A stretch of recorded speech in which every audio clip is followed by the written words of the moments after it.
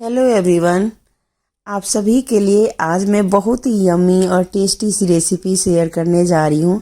काफ़ी दिनों से मन कर रहा था कि कुछ ऐसा खाया जाए जो एकदम पेट भी भर जाए और सब मेरी तारीफ़ भी करें। तो आज मैं इसी के लिए यहाँ पे 1.5 कटोरी बासमती राइस धो के और छन्नी में रख दिया है, जिससे कि ये इसका पानी तो सूख ही जाएगा, साथ में चावल भी अच्छे से भीग जाएगा।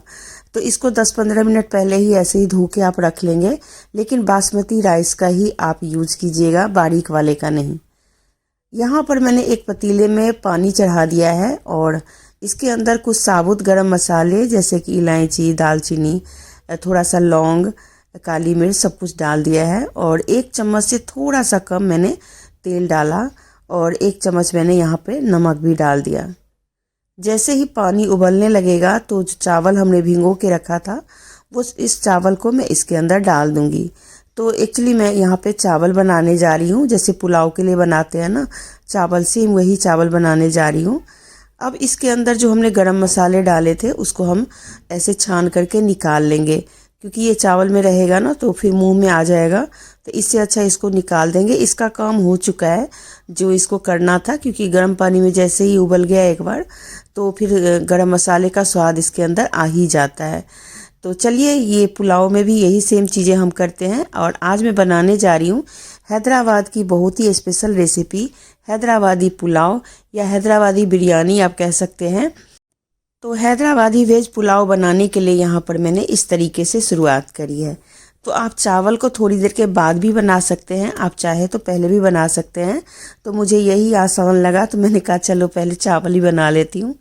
तो यहाँ पर चावल को मैं दूसरे चूल्हे पर शिफ्ट कर दूँगी, जिससे कि वो पकता रहेगा और इस चूल्हे पे मैं कुछ और बनाने वाली हूँ। तो चलिए पहले इसको मैं दूसरे चूल्हे पे रख देती हूँ और यहाँ पर रखती हूँ एक फ्राइंग पैन या कोई भी कढ़ाई वगैरह आप ले सकते हैं और कढ़ाई के अंदर डालेंगे तेल। तो आप इसमें ना आप तेल के बदले घी में भी बना सकते हैं, आप चाहें तो कोई भी कुकिंग ऑयल डाल सकते हैं। तो यहाँ पर कुकिंग ऑयल ही है। जैसे ही तेल गर्म हो जाएगा तो मैं इसके अंदर डालने वाली हूँ 5 से 6 प्याज को एकदम बारीक बारीक काट करके, ऐसे लच्छे की तरह काट करके और इसके अंदर डाल दिया। लच्छे की तरह ही आपको काटना है। जैसे हम पुलाव या बिरयानी वगैरह बनाते हैं तो उसमें इसी तरह के प्याज को पका करके डालते हैं, तो मैं इसी के लिए वो बना रही हूँ। यहाँ पर मैं गरम दूध ले रही हूँ, हल्का हल्का वार्म दूध है, ये बहुत गरम नहीं है, भले ठीक ठीक है। इसके अंदर मैंने थोड़े से केसर डाल के रख दिए हैं, जिससे कि ये अपना भीगता रहेगा। थोड़ा सा मैंने मिला दिया जिससे कि आपको पता चले कि ये केसर है। और चलिए इसको साइड करके रखते हैं। इधर देख सकते हैं कि प्याज बिल्कुल ही अच्छी तरह से पक चुका है और जैसे बिरयानी में हम डालते हैं ना ऊपर से प्याज, तो बस वही प्याज मैं बना रही हूँ। और इसको अब क्या करेंगे, बिल्कुल ही छान लेंगे और छानने के बाद किसी और प्लेट में इसको निकाल लेंगे। तो जब आप निकालते हैं ना तो इसको थोड़ा सा फैला फैला करके निकालिएगा, जिससे कि इसमें जो एक मतलब नरम जो रहता है ना, ये नरम जैसे हो जाता है। तो अगर फैला के रखेंगे तो ये अपने आप ही कुरकुरा सा हो जाएगा। वैसे पकाना भी आपको कुछ इसी हद तक है कि ये बिल्कुल ही रेड जैसा दिखने लगे। तो इसको कम आंच पे आप मत पकाइएगा, नहीं तो ये ना बिल्कुल ही गल जाएगा, कुरकुरा नहीं होगा। हमें कुरकुरा ही बनाना है। इसी तेल के अंदर अब हमने डाल दिया थोड़ा सा जीरा और जो गरम मसाले हमने उसमें डाले थे वो गरम मसाले अब इसमें डाल दिया। 1 तेज़पत्ता मैंने एक्स्ट्रा यहाँ पे डाला है और इन सबको अच्छे से मतलब ऐसे पका लेंगे। उसके बाद कढ़ाई को उतार के ठंडा कर लेंगे।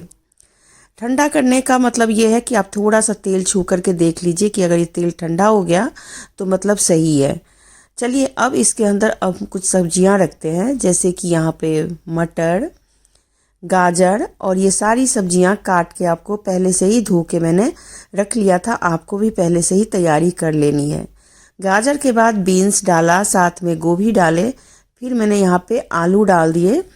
अगर आपके पास और भी कोई सब्जी हो तो आप डाल सकते हैं, बस शिमला मिर्च आपको नहीं डालना। यहाँ पर 3-4 हरी मिर्च मैंने काट के डाल दी। 1 से 1.5 कटोरी आप यहाँ पे दही, घर की दही है ये, वो डाल दिए। अब मैंने डाला इसके अंदर कश्मीरी लाल मिर्च का पाउडर, साथ में डाला है इलायची पाउडर, 1 चम्मच इलायची पाउडर मैंने यहाँ पे डाला। फिर 2 चम्मच मैंने धनिया पाउडर डाला। और धनिया मतलब ये सारे सूखे मसाले जो भी आपके पास हो वो सारी चीज़ें डाल दें। तो यहाँ पर हल्दी भी डाल दी। और ये गरम मसाला है, ये घर का पिसा हुआ गरम मसाला है, इसलिए इसके कलर थोड़े से आपको डार्क लग रहे होंगे। नमक स्वादानुसार, और स्वादानुसार से थोड़ा सा कम भी आप डालेंगे तो चलेगा, क्योंकि बाद में भी आप डाल सकते हैं। यहाँ पर थोड़े से मैंने पुदीना के पत्ते तोड़ के डाले हैं। और उसके बाद थोड़े से मैंने यहाँ पे हरा धनिया, फ्रेश हरा धनिया काट के डाला है। अब यहाँ पर सारी चीज़ें डालने के बाद मैं इसे मिला लेती हूँ। और अच्छे से इसको मिलाना है आपको हाथ से। अच्छे से हाथ से मिलाएंगे तो इसके जो मसाले हैं ना वो पूरी तरह से सब्जियों के साथ मिलजुल जाएगा। और फिर सब्जियाँ ना अच्छी भी लगेंगी देखने में, और ये पकने में भी आपको आसान कर देगा। तो अगर आपको हाथ से नहीं मिलाना तो आप किसी कलछी वगैरह से मिला सकते हैं, पर हाथ से मिलाएंगे तो ज़्यादा बेटर होगा। और मैंने तेल जो पहले से ही गरम करके इसके अंदर रखा है ना, तो उसके पीछे कारण है कि अब मैं इसे किसी और बर्तन में शिफ्ट नहीं करूँगी, मैं इसी बर्तन के अंदर पकाऊंगी। तो यहाँ पर जो प्याज हमने पकाए थे उस प्याज में से आधा प्याज मैंने यहाँ पर इसके अंदर डाल दिया, और इसे भी अच्छे से मिक्स कर लेंगे इसके अंदर। तो अब मैंने इसे कलछी से मिलाना है, क्योंकि हाथ से मिलाने का काम हो गया। अब आप कलछी से भी इसको मिला देंगे तो बहुत अच्छे से मिल जाएगा। और ये पका हुआ प्याज जो डालते हैं ना हैदराबादी वेज बिरयानी के अंदर, तो बहुत ही अच्छा स्वाद आता है। तो चलिए, ये सब्जी को हमने अच्छे से मिला के रख लिया, और अब इसे चलते हैं पकाते हैं चूल्हे के ऊपर। तो यहाँ पर गैस को ऑन कर लेना है। और जो बर्तन में मैंने यहाँ पे सब्जियों को मिक्स किया था, तो मतलब मैरिनेट किया था, उन सब्जियों के साथ ही इस कढ़ाई को हमें चढ़ा देना है। तो अभी क्योंकि सब्जियां पकी नहीं है तो इसको हमें थोड़ा सा पकाना है, तो इसको ढक ढक के आपको पकाना पड़ेगा, और देखते रहना पड़ेगा कि आपको मतलब सब्जियां किस हद तक गल गई हैं। पूरी तरह से नहीं गलाना है, ठीक ठीक गलाना है। चलिए, एक बार चला के और इसे मैं ढक करके रख देती हूँ। 3 से 4 मिनट के बाद फिर मैंने इसको खोला, और बीच में मैंने एक बार और चलाया था जब इसके अंदर बहुत सारा पानी निकल गया था, क्योंकि सब्जियों का भी पानी था और साथ में दही डाली थी, तो उसका भी पानी जैसा हो जाता है। तो ये सारी चीज़ें अब सूख चुकी हैं, मसाला भी बिल्कुल ही मिक्स हो गया है। बस इसे अब हम मिला लेते हैं। फ्रेंड्स, अगर आपको ये वीडियो अच्छी लग रही है तो ज़रूर इसे लाइक करके शेयर कर दीजिए अपने फैमिली और फ्रेंड्स के साथ। सब्जियां बन चुकी हैं, अब इसको हम अलग करके रखते हैं। और इसके बाद एक बड़ा सा मैंने भगोना यहाँ पे तैयार करके रख लिया है। और वैसे तो मैं उसी के अंदर बनाने वाली थी, पर मेरी वो थोड़ी सी फ्राइंग पैन छोटी पड़ गई। अगर आपके पास मिट्टी का बर्तन है तो आप मिट्टी के बर्तन में भी बनाएंगे तो बहुत अच्छा बनेगा। हांडी वाला मतलब एक स्वाद जो होता है ना वो हो जाएगा। यहाँ पर इस बर्तन के अंदर, भगोने के अंदर मैं डाल रही हूँ ये सब्जियाँ। तो अच्छे से मैंने खूब अच्छे से आधी सब्जियाँ इसके अंदर डाल दी, और जो चावल हमने पकाए थे उसमें से आधा चावल मैं इस लेयर के अंदर डाल रही हूँ। तो आपको अच्छे से चारों तरफ से इस चावल को फैला फैला करके डालना है, जिससे कि सब्जियां कहीं पर भी दिखे नहीं। तो ये चावल मेरा पहले से ही बन के तैयार हो गया है, और इसे आधा ही पकाना था, मतलब पूरी तरह से चावल को नहीं पकाना है। अगर पूरी तरह से पका देंगे तो ये बहुत ही मैसी सा हो जाएगा, तो इसलिए आधा ही कच्चा रहेगा चावल, तो आप उसे पानी से निकाल के रख लीजिएगा। तो मैंने भी ऐसा ही कुछ किया था। उसके बाद जो बाकी बची हुई सब्जियां थी उन सबको भी इसके ऊपर डाल दिया। फ्रेंड्स, अगर वीडियो अच्छी लग रही है तो इसे लाइक करके शेयर कर दीजिए। चैनल पे बने रहना है तो इसे सब्सक्राइब करके बेल आइकन दबा लें। फैमिली और फ्रेंड्स के साथ इसे शेयर करना मत भूलें, ज़रूर इसे शेयर करें। झटपट अगर बनाना हो और टेस्टी बनाना हो तो ये रेसिपी बहुत अच्छी है। दूध में जो मैंने कसूरी केसर मिला के रखा था, केसर के धागे, उस दूध को मैंने इस चावल के ऊपर रख दिया। उसके बाद जो अनियन को हमने पकाए थे उस अनियन को, पूरा ही अनियन मैंने इसके ऊपर डाल दिया। इसी से सारा स्वाद इस बिरयानी के अंदर आने वाला है।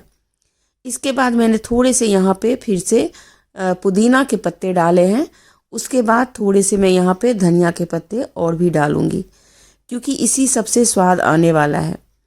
तो सारी चीज़ें डाल देने के बाद इसे हम ढक के थोड़ी देर के लिए पकाएंगे। स्लो टू मीडियम आंच कर देना है, क्योंकि मैं हांडी में नहीं बना रही हूँ और इस ढक्कन से, लिड से ढक रही हूँ, तो इसमें एक छेद होता है, तो इसको मैंने फॉइल पेपर से लॉक कर दिया।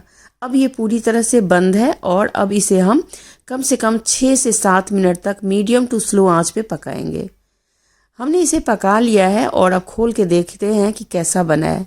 तो देखिए कुछ इस तरीके का बना हुआ दिख रहा है। ये बहुत अच्छा लग रहा है, पूरे घर में इसकी खुशबू फैल रही है। आप लोगों को तो खुशबू नहीं जाएगी, पर मुझे काफ़ी खुशबू आ रही है और लगता है ये काफ़ी यमी बना है।